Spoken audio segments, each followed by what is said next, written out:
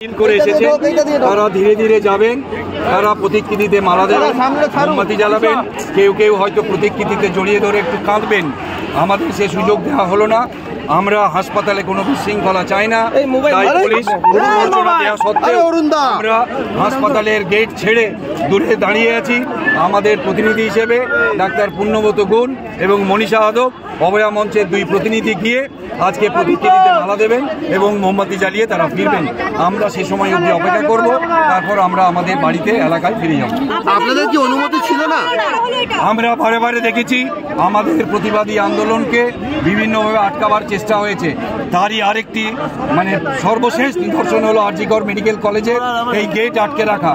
আমরা বলেছিলাম যে প্রথম যে গেট আছে, যেটা আরজিকর মেডিকেল কলেজের ওপিডির গেট, সেই গেটটি খুলে রাখবেন, যাতে আমাদের যারা প্রতিবাদী যাবেন তারা যাতে নির্বিঘ্নে কোনো রকম রোগীর পরিষেবাতে ব্যাঘাত না ঘটিয়ে হাসপাতালের মধ্যে যেতে পারেন, আস্তে আস্তে যাবেন এবং তারা ফিরে আসতে পারেন। আমরা দেখলাম 1 নম্বর গেট আটকে রেখে এমার্জেন্সি গেটের মধ্যে ব্যারিকেড টানা হলো এবং সেই ব্যারিকেডের মধ্যে ওইদিকে পুলিশ, অন্যদিকে আমরা ছিলাম। আমাদের কাউকে ভেতরে যেতে দেওয়া হয়নি।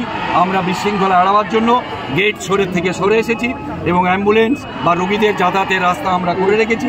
আমরা হাসপাতালে কোনো বিশৃঙ্খলা চাই না। আমরা মনে করি যে পুলিশ 14ই আগস্ট রাত্রেবেলা এই আরজিকর হাসপাতালে সেই ধ্বংসাত্মক লীলাকে আটকাতে পারে না, সেই হুলিগানিজমকে আটকাতে পারে না, যে পুলিশ এই হাসপাতালে ঘটে যাওয়া ধর্ষণ এবং খুনকে আটকাতে পারে না, সেই পুলিশ আমাদের চিকিৎসক এবং সাধারণ মানুষকে তাদের যন্ত্রণা দেখাবার জন্য নীরবে হাসপাতালে যাওয়ার রাস্তা আটকে দেয়। আমরা তাদেরকে ধিক্কার জানাই। হাসপাতালের ভেতরে সিকিউরিটি দেখেন, কিন্তু খুব আমরা দেখলাম যে সিআইএসএফ এর কেউ ছিলেন না।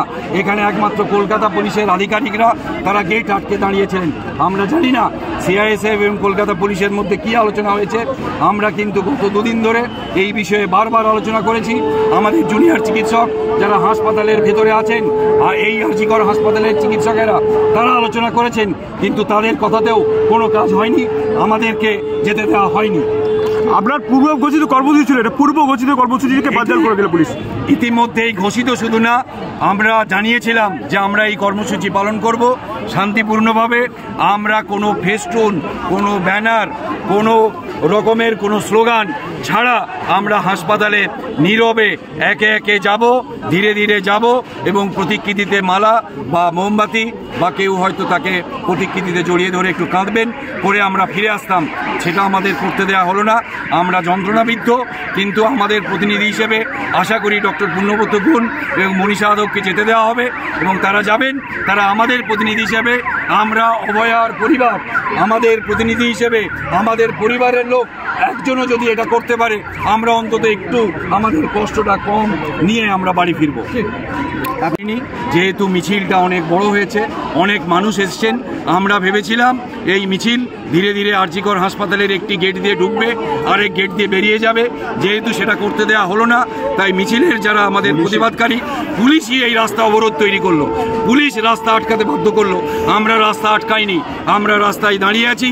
আমাদের প্রতিনিধি পুণ্যব্রত গুণ এবং মনীষা আদব ফিরে এলে আমরা সবাই ধীরে ধীরে বাড়ি চলে যাব।